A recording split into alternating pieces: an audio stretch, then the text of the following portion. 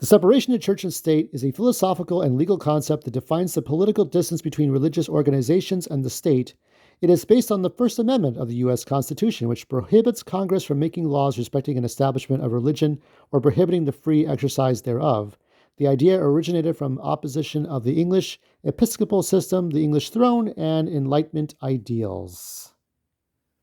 I think of this, and I always have to keep this in mind because we have Green Party, we have Libertarian. I think there's still like a Black Panther Party or New Panther Party.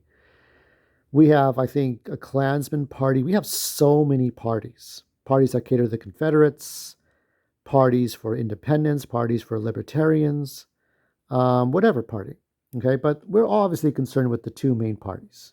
Now, most channels are afraid to talk about this stuff because they tell you who to vote for. They don't read up enough about these things, and I have to look at both sides. I look at sometimes I will watch ABC World News Tonight, and then I will look at D-Day Cobra, and then I'll look at my own points of view and my own experiences. My mom's still stuck in 2015. There are some people who have better points of view than me. I still think Tulsi Gabbard would be the best candidate for a female president. Nobody can outdo her at this time. Nobody. Definitely not Nancy, not AOC, and sure as hell not Kamala if you wanted a female president. And she's Samoan. Okay? Still, like nobody can outdo her. So, what is the future of both parties? At this point right now, and I'm saying this right now, I conditionally defend the Republicans. Conditionally, that it's 2024 and maybe for the next couple of years. But, I think it was Breaking Points that said that the Democrats always cried and complained about the military's actions. And as soon as they got a hold of the military, then they changed their tune and they started promoting military. And we still have the draft now. I think Tulsi Gabbard said that the draft is now including the women. So everybody will get drafted at times of war. When you're 18, when you're 18, you already register for the draft. So you get drafted. Because what she's saying is that Democrats want to push for war. And I'm just tired of war. We have so many established countries with their own charters, with their own constitutions. I don't like what North Korea does, but and I can understand we didn't talk to them for a while because North Korea they were going to nuke us over a movie. So that wasn't helping. And, yet China had to get involved. And now it's like with Russia and North Korea versus maybe America and the UK or America and Japan or whatever it is. We take sides in these things, or who are our allies in NATO, right? It goes over our heads. All we care about is if we get up from bed tomorrow morning, is there going to be another lockdown? If you're in Hawaii, will there be another air raid siren saying there's nuclear weapons happening?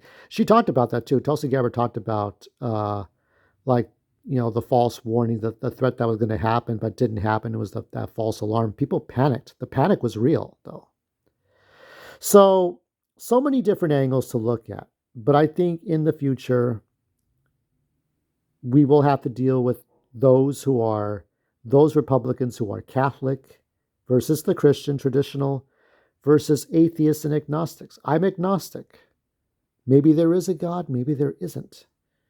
But for me, as I've said this before, I've said this about why I'm not religious to those TFL people, because I'm TFL.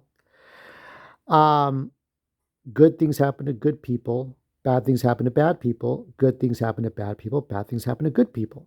No one religion is better than the other. And we do not have all the answers. And it's okay to not have all the answers. And if you still defend your religion, good on you. But things happen for a reason. Okay? So there'll come a time where we have not figured it all out. People say, and the answer is Republicans. It's the answer. It's an answer. It is not the answer. Because the answer is progress. We don't have slavery anymore. We got rid of the Confederate flag. we control territory and not the Cherokee and Apache, where land is whatever its perspective. No, land is going to be like monopoly. It's a perspective. This is how we see the United States is like it's monopoly. We control properties, chance, who owns what, who pays the rent. It's not the wild where it's like you fight the animals for some territory, and maybe you get somewhere, maybe you don't. Um, so it's still a war. It's still a war that we have. Okay, we're always going to be at war because I think you just have two talking heads. But the real progress is that you take even when I was thinking about Muslim, is it do we defend it? We defend people who do things in peace and do not break United States law. And even one Middle Eastern reporter from, I guess, the Middle East, he said, yeah, the Muslim religion includes a lot of law, a lot of rites or rituals that include breaking the law, like murder. Okay, so I can understand the demonizing of that religion, but I'm not going to demonize somebody because of what religion they like.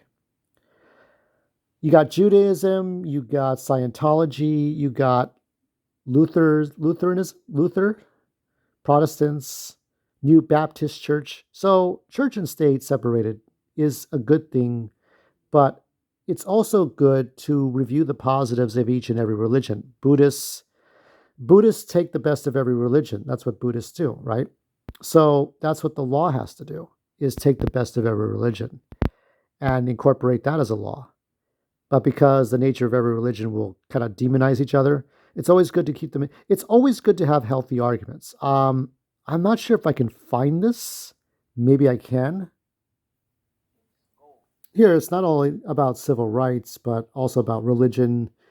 And there's a little bit of arguing here. You got the one white reporter, you got Malcolm X, you got another guy there. And it's very organized. There's no bloodshed, there's no name calling. It's not like the Trump hate levels of arguing like in some town hall meetings. It's very organized. And there should be room for disagreement. There will always be room for disagreements. It cannot be completely agreeable all the time in politics. There has to be room for disagreements. But even when you disagree, it gets somewhere. And that's what we need to have. Mostly politics is fucking boring. Dealing with immigration, dealing with employment, dealing with taxation, dealing with the export import of goods. What should we do? How do we help our foreign neighbors? How should we not? Not like the Oliver North stuff with Reagan. Kind of went too far with that. And so this is a kind of a it's good. This is a good, I guess, for high school to college students, learning this kind of stuff. But this is the kind of stuff we need more of, and we lost our way. So, you know, we go with mean tweets and narratives. Like I said, if you criticized Trump for his actions as president, that's a good critique, and hopefully, we all reach a better conclusion about who to pick. But the future of what we're doing is we're going to separate more and more religion and state. We need to look at the people more, and that's why I just like I don't I take my own side, and that's all that matters. So that's all I wanted to say. If you're voting early, good luck, and yeah, I love this. I love this college presentation. Go to college, everyone. If you haven't gone to college, go to college and tell me what that experience is like.